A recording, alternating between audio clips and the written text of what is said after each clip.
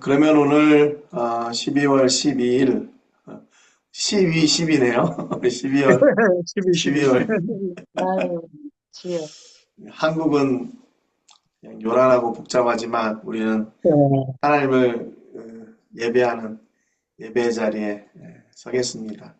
우리 최지혜 사모님 기도해 주시겠습니다. 하나님 아버지 감사합니다. 오늘도 이 자리에 모여서 주님의 이름을 예배하게 해주시니 감사합니다. 지난 아멘, 1주간 하나님이 주신 일상과 사역의 자리에서 살아갈 수 있도록 지켜주시고 보호해 주신 은혜에 하나님 감사합니다. 하나님 저희가 어디에 있든지 어떤 환경 가운데 있든지 하나님이 주시는 평안을 누리기를 간구합니다. 아멘, 우리들의 어려움 가운데서도 기쁨으로 주님께서 맡겨주신 사명을 잘 감당하게 하시고 언제나 주님을 신뢰하며 주님의 뜻을 따라 살아가기를 하나님 간절히 소망합니다. 아멘, 무엇보다 주님을 늘 사랑하는 저희 모두 되게 하여 주시옵소서. 늘 아멘, 주님의 사랑이 저희의 삶을 통해 흘러 넘치기를 위해서 하나님 또 간절히 기도합니다. 하나님, 이 시간 이 예배 가운데 하나님 저희와 함께하여 주시고 말씀 전하시는 김충기 목사님과 듣는 저희 모두 주님이 주시는 말씀으로 힘을 얻는 귀한 시간 되게 하여 주시옵소서. 아멘, 하나님께 영광 돌리는 예배의 자리가 되기를 원합니다. 하나님 함께 아멘. 하셔서 예수님의 이름으로 기도합니다. 아멘. 아멘. 네. 오늘 말씀은 우리 김충기 목사님께서 사무엘상 8장 1절부터 5절 말씀을 통해서 그리스도인이 문제를 만날 때라는 제목의 말씀을 전해 주시겠습니다. 네, 본문 말씀 제가 쭉 읽겠습니다.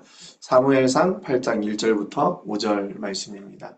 사무엘이 늙음에 그의 아들들을 이스라엘 사사로 삼으니 장자의 이름은 요엘이요 차자의 이름은 아비야라. 그들이 브엘세바에서 사사가 되니라. 그의 아들들이 자기 아버지 행위를 따르지 아니하고 이익을 따라 뇌물을 받고 판결을 굳게 하니라. 이스라엘 모든 장로가 모여 라마에 있는 사무엘에게 나아가서 그에게 이르되 보소서 당신은 늙고 당신의 아들들은 당신의 행위를 따르지 아니하니 모든 나라와 같이 우리에게 왕을 세워 우리를 다스리게 하소서 한지라. 아멘. 우리 김춘기 목사님 말씀 전해 주실 때 많은 은혜 받으시기 바랍니다. 예, 오늘 그 말씀은 그 이스라엘 마지막 사사시대 때 발생한 그 리더십의 문제를 다루고 있는데요.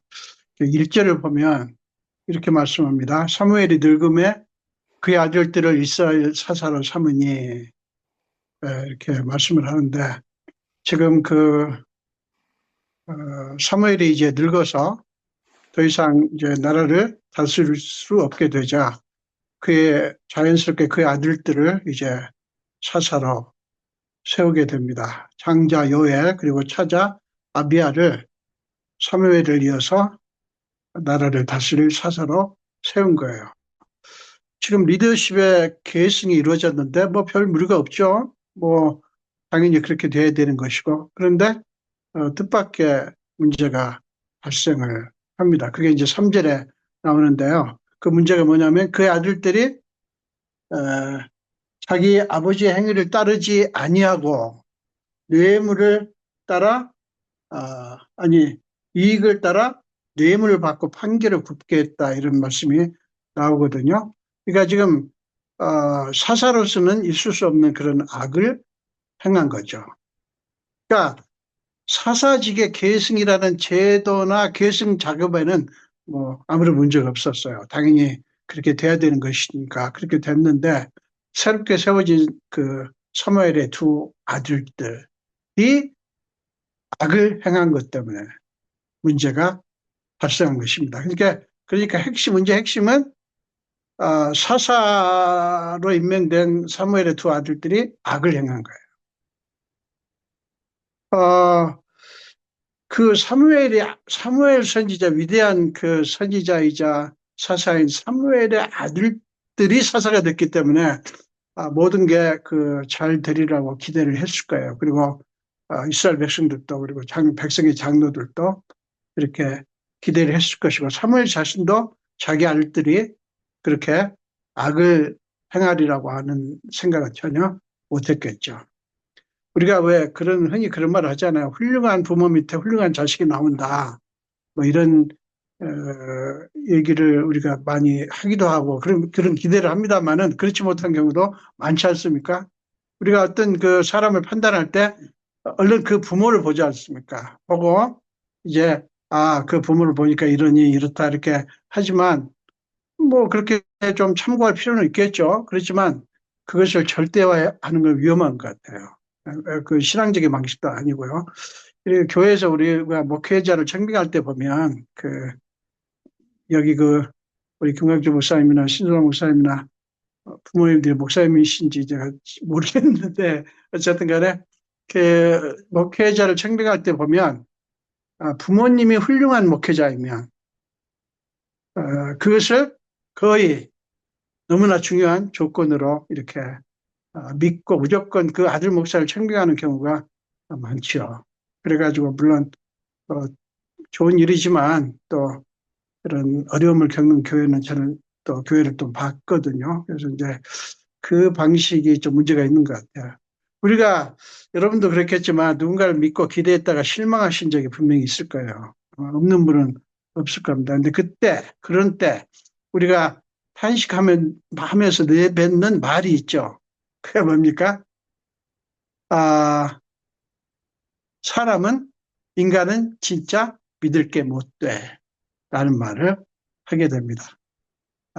우리가 사람에게 실망하면 속이 아픈데 한 가지 확실한 걸 깨달아요. 사람은 사람이다. 사람은 믿을 게 못 된다. 요거는 확실하게 깨닫는 것 같아요. 여러분 한번 생각해 볼까요? 질문을 한번 드려볼게요. 우리 자신을 포함해서 사람에게 실망하는 게 좋은 것입니까? 나쁜 것입니까? 나 자신을 포함해서 사람에게 실망하는 게 좋은 것입니까? 나쁜 것입니까?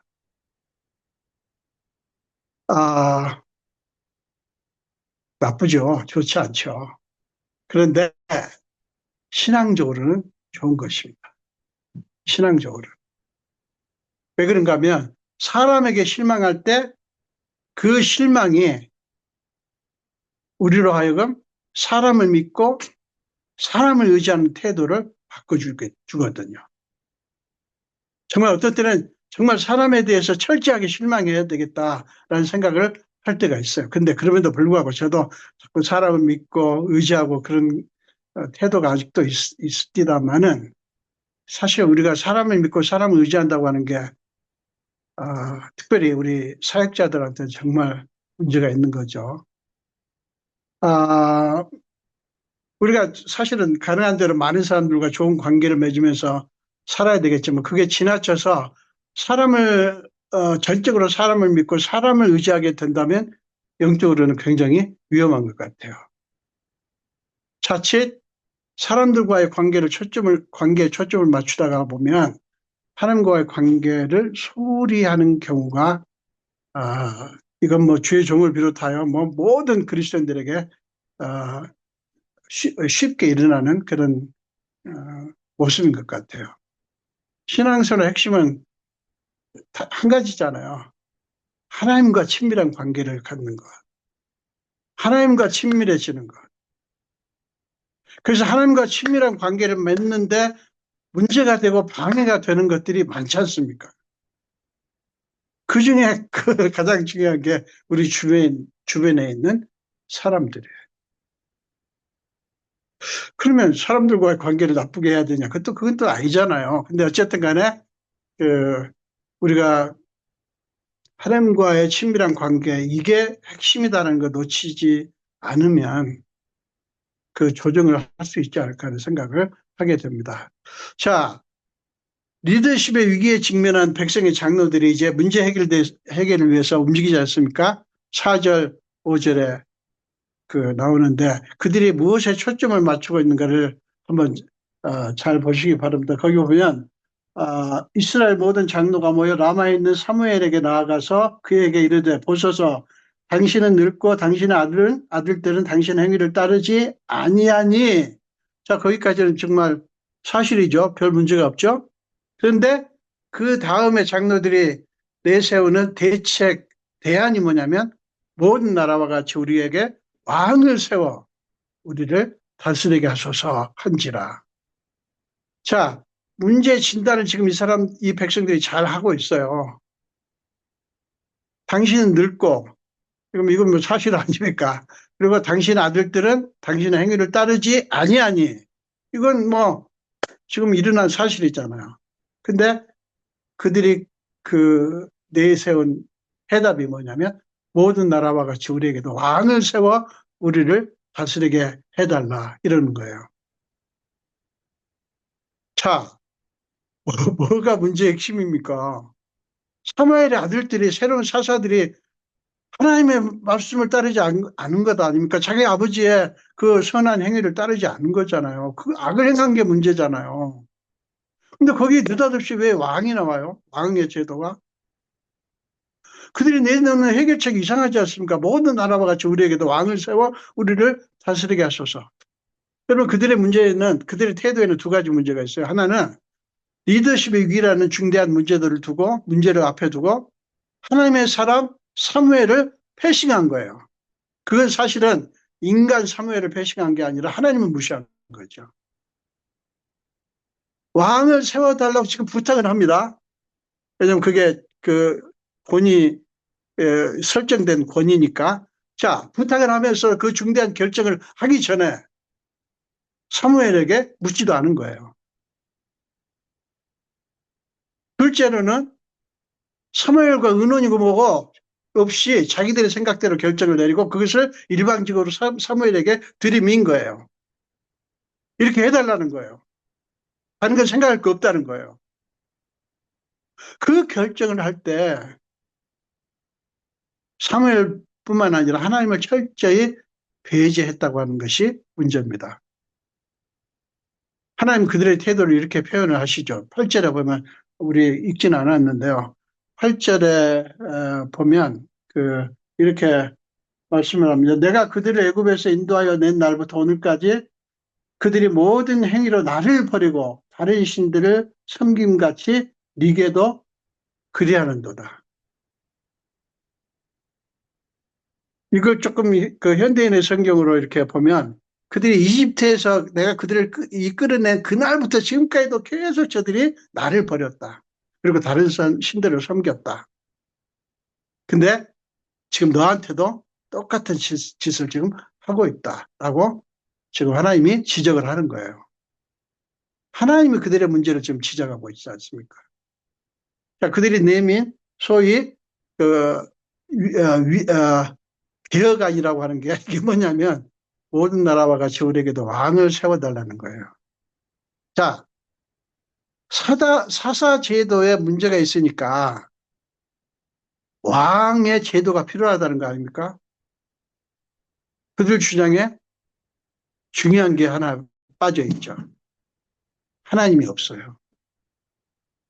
왕의 제도를 갖고 있는 주변의 나라들을 예로 듭니다. 여러분, 그들이 이스라엘도 다른 나라들처럼 왕을 세우면 문제가 해결된다고 지금 주장을 하지 않습니까? 그러면 이러면 어떨까요? 만약에 사무엘의 두 아들들 중에 하나를 사사가 아니라 왕으로 세우면, 그러면 왕으로 세운다고 하면 동의할까요? 그럴 리가 없죠.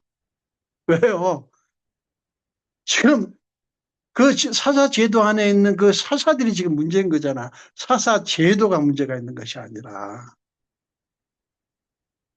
그러니까 그럼에도 불구하고 사사 대신 왕을 세우면 이 문제가 해결된다고 주장을 하니 얼마나 어처구니 없는 억지 주장입니까? 그렇게 결정을 할 때 그들의 심중에는 하나님은 아예 없었어요. 그게 핵심이에요. 자기들의 생각을 앞세우고 하나님의 뜻은 무시한 거 아닙니까? 기독교적인 관점으로 보면 이것은 굉장히 심각한 문제 아닙니까?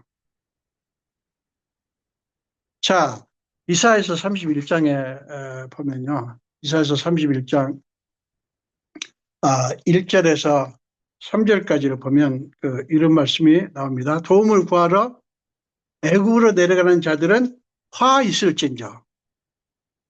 그들은 말을 의지하며 병거의 많음과 마병의 심히 강함을 의지하고 이스라엘의 거룩하신 일을 앙무하지 아니하며 여호와를 구하지 아니하나니 여호와께서도 지혜로우신즉 재앙을 내리실 것이라.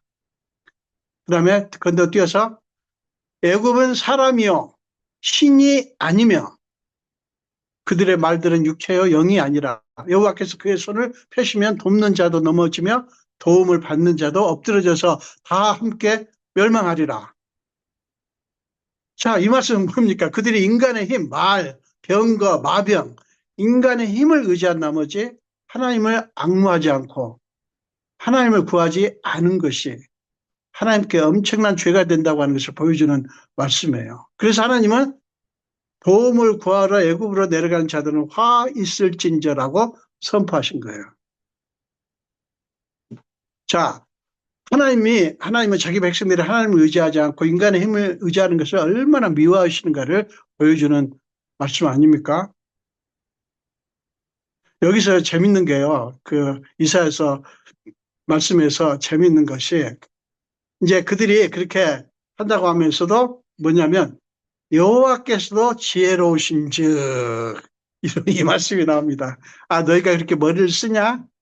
너희가 이렇게 수작을 부리냐? 뭐 이게 좋은 아인이라고 생각하고 그렇게 하냐? 여호와께서는 더 똑똑하시다 이 말이에요. 여호와께서도 지혜로우신즉. 이게 성경에 굉장히 재밌게 표현이 되어 있습니다. 근데요, 이스라엘 백성들이 늘 이러지는 않았잖아요. 사무엘상서 7장에 보면, 바로 앞장에 보면 7장 7절과 8절에 보면 이스라엘 백성들이 이런 문제를 만났을 때 어떻게 대처했는가 참 올바른 모습이 나와요. 사무엘상서 7장 7절과 8절을 보겠습니다. 이스라엘 자손이 미스바에 모였담을 블레셋 사람들이 듣고 그들의 방백들이 이스라엘을 치러 올라온지라 이스라엘 자손들이 듣고 블레셋 사람들을 두려워하여 이스라엘 자손이 사무엘에게 이르되 당신은 우리를 위하여 우리 하나님 여호와께 쉬지 말고 부르짖어 우리를 블레셋 사람들의 손에서 구원하시게 하소서. 과거에 이 백성들이 지혜롭게 잘 대처를 했어요. 문제를 만났을 때. 그때는 그들이 자기들의 힘과 지혜가 아니라 하나님의 도움을 구해서 아주 잘한 거죠. 그러나 지금 백성들의 장로들은 하나님께 물을 필요조차 느끼지 않을 만큼 확신에 차가지고요. 다른 나라들처럼 왕을 세워서 다스리게 하면 문제가 해결된다라고 주장을 하고 있는 거예요. 늘 이랬던 건 아니에요. 지금 이 문제는 그렇게 해결하려고 합니다. 이 자신감, 하나님을 배제한 이 자신감이 하나님이 미워하시는 죄 아닙니까? 여러분, 우리가 하나님과 맞짱뜨기로 하지 않은 이상 이러면 안 될 것 같아요. 이런 자신감은 절대 가지면 안 될 것 같아요. 네. 사실 저는 스스로 위로를 많이 받습니다. 제가 좀 뭘 잘 못하거든요. 그리고 모르는 것도 너무 많고 잘 못하고 그래서 스스로 위로를 합니다. 야, 김춘기야, 좀 못하는 게 나아. 괜찮아. 이런 자신감을 스스로 위로를 합니다만은 제가 아는 분 한 분은 와, 4개 국어를 능통하게 하시고요. 한국어, 영어, 독일어, 또 뭐더라? 뭐 하나를 거의 능통하게 하셔요. 그리고 모르는 게 없으셔요, 그냥. 그냥 정치, 경제, 문화, 성경뿐만 아니고 막 굉장한 분인데, 이분을 제가 보면서, 야, 저렇게 아는 게 많으시니 하는 생각을 했는데, 역시 좀 그렇더라고요. 그러니까 자기가 뭐든지 잘하시니까, 어떤 분들은 또 굉장히 모든 걸 잘하시면서도 죽기 살기를 하나님 찾는 분이 있거든요. 그런 분들도 있거든요. 근데 아무래도 아는 게 많고 잘하시니까 하나님께 죽기 살기로 매달리는 일은 적더라고요. 그래서 이게 참 너무 뭐를 잘하는 것도 꼭 좋은 건 아니구나 하는 생각을 해봤는데, 이거는 억지 주장이고요. 우리가 인간적으로도 잘하고, 또, 하나님도 의지하면 그것보다 좋은 게 어디 있겠어요. 네.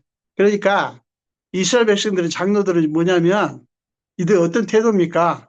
우리가 정했으니까 하나님은 빠지세요. 이런 거예요. 사실 이런 그리스도인들이 상당히 있죠. 겉으로는 그렇게 말하지 않겠지만 내심 그렇게 생각하는 그리스도인들이 있을 것 같아요. 여러분, 하나님의 자녀들이 문제를 만난다고 하는 것을 무엇을 의미합니까? 사실은요, 우리가 한계에 부딪히고 장애에 부딪히고 문제를 만난다고 하는 것은 사실은 저는 그렇게 생각이 돼요. 이 세상의 현실을 똑바로 보게 해주고 인간의 연약함과 한계를 뼈저리게 느끼게 해주는 것 같아요. 이 세상의 현실을 똑바로 보게 해주고 인간이 얼마나 연약하고 한계를 지닌 존재인가 이걸 뼈저리게 느끼게 해주는 것 같아요. 네, 많은 사람들이 그렇게 느끼는 걸 싫어하죠. 왜냐하면 자존심이 상하거든요. 그런데 사실은 그렇게 느끼는 게 영적으로 봤을 때는 하나님을 구할 수 있는 기회가 되고 하나님께 매달릴 수 있는 기회가 되기 때문에 좋은 것 같아요.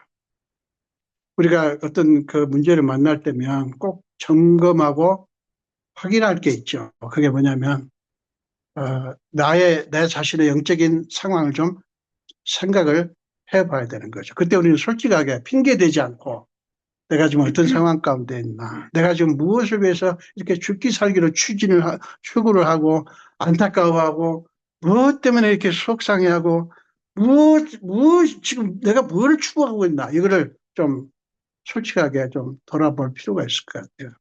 근데 사실은 어떤 목사님이 그랬습니다. 그 유튜브 제목을 보니까 아, 그 그죠? 그런 제목이 있던데 갑자기 지금 생각이 안 나네. 그러니까 사명, 사명을 가장한 그 욕심. 그러니까 소위 이제 비전 하잖아요. 우리가 큰 비전을 갖자, 큰 꿈을 갖자.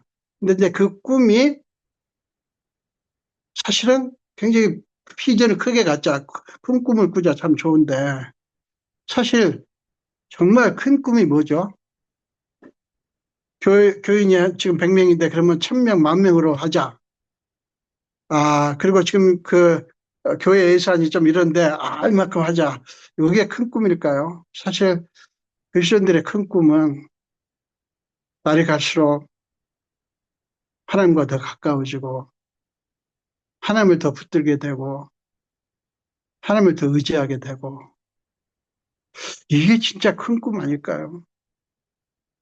소명을 가장해서, 소명하는데, 그 소명이 나의 야심을 이루려고 하는 소명이 되는 경우가 있을 수 있을 것 같아요. 그거 진짜 무서운 것 같아요. 그 유튜브 제목이 그러네요. 소명을 가장한 야심, 야망. 소명을 가장한 야망. 이제 우리 그리스도인들이 이제 이 부분을 정말 조심해야 될 것 같다는 생각이 들어요. 우리가 사실 뭐 이걸 하든 저걸 하든 우리한테 최고의 지금 자랑거리가 있지 않습니까? 그게 뭐냐면 우리는 하나님 것이다. 주님 것이다. 그리고 주님이 우리를 붙들고 계시고 우리를 절대 놓지 않는다. 이게 우리가 가장 참 최고의 축복이고 최고의 야망이라고 해야 될까요? 뭐라고 해야 될까요? 가장 좋은 거 아닙니까?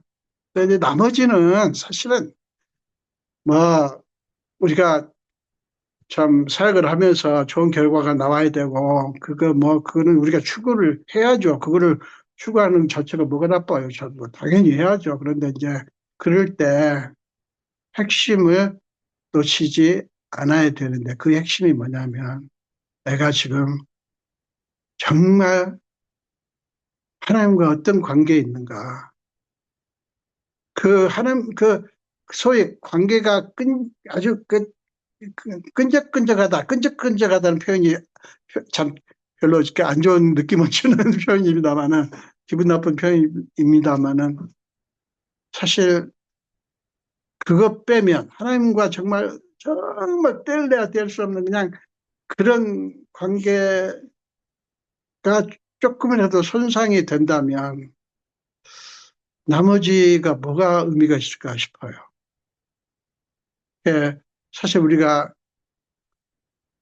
세상 일을 추구하다가 낙심하게 될 때 우리가 깨닫는 게 뭐냐면 결국에는 이 세상 것들은 우리가 아무리 얻어봤자 그 얻은 것들이 영원하지도 않고 우리를 끝까지 우리를 떠받쳐 주지 못한다라는 사실을 깨닫게 됩니다. 그게 제일 중요한 것 같아요.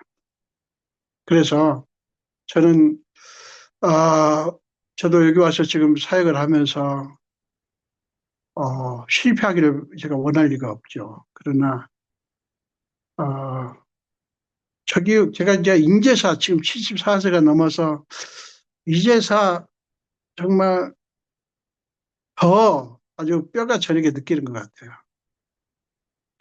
아, 여기 와서 더 한순간 내가 지금 주님 안에서 지금 어디에 있는가.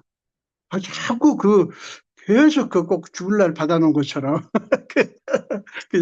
그렇게 저 자신을 막 이렇게 생각을 하게 되네요. 그래서 참, 참 감사하다는 생각이 듭니다. 그래서, 어, 우리가 이 낙심하게, 우리가 세상 일에 또 우리가 추구하는 것에 여러 가지 이렇게 낙심하고 또 이렇게 될 때 사실은 그 낙심이 우리를 세상으로부터 하나님 나라로 이끌어준다라는 생각을 하면서, 물론 저도 낙심하는 거 싫어하고요. 사람들한테 욕먹는 거 싫어하고 다 그런데, 그래서 날이 갈수록 이게 하나님 한 분으로 만족할 수 있는 그런 마음의 준비, 하나님이 나한테 주님이 어떤 존재이고 나는 그분과 관계 속에서 무엇을 생각하는가, 요거를 자꾸 느껴야, 점검을 해야 되지 않는가 하는 생각을 해봅니다. 우리 무화과, 하박국 3장에 보면 비록 무화과 나무가 무성하지 못하며 포도나무에 열매가 없으며 감람나무에 소출이 없으며 밭에 먹을 것이 없으며 우리의 양이 없으며 외양간에 소가 없을지라도 나는 여호와로 말미암아 즐거우며 나의 구원의 하나님으로 말미암아 기뻐하리로다. 이 말씀이 요 근래 와서 그렇게 와 닿습니다. 얼마나 어려운 일입니까? 무화과나무도 성하지 못하지, 포도나무에 열매도 없지, 감나무에 소출도 없지, 밭에 먹을 것도 없지, 우리 양도 없고 외양간에 소가 없는 거 얼마나 고통스러운 일입니까? 그런데 하박국 선지자는 나는 여호와로 말미암아 즐거워하며 나의 구원의 하나님으로 말미암아 기뻐하리로다. 이 부분이 우리에게 참 더 날이 갈수록 넘쳤으면 좋겠다는 생각을 합니다. 기도하겠습니다. 예수님 감사합니다. 우리가 뭔데 하나님의 자녀로 불러주셨고 특별히 또 하나님이 우리 같은 자에게 하나님의 일을 맡기셨습니까? 주님, 우리가 연약하지만 하나님은 우리를 사랑하셔서 우리를 부르시고 연약한 우리를 통해서 하나님께서 뭔가를 하시기 위해서 지금 이렇게 인도하고 계심을 생각할 때 너무 감사합니다. 아버지 주님 나라에 갈 때까지 이 땅에 사는 동안 정말 철저하게 하나님을 놓치지 않고 세상 것에 우리가 마음 빼앗기지 않고 하나님을 더 바라보며 더 날이 갈수록 하나님을 더 하나님을 향해서 목말라 하는 우리 자녀들이 다 되게 하여 주옵소서. 감사드렸고 예수 이름으로 기도합니다. 아멘.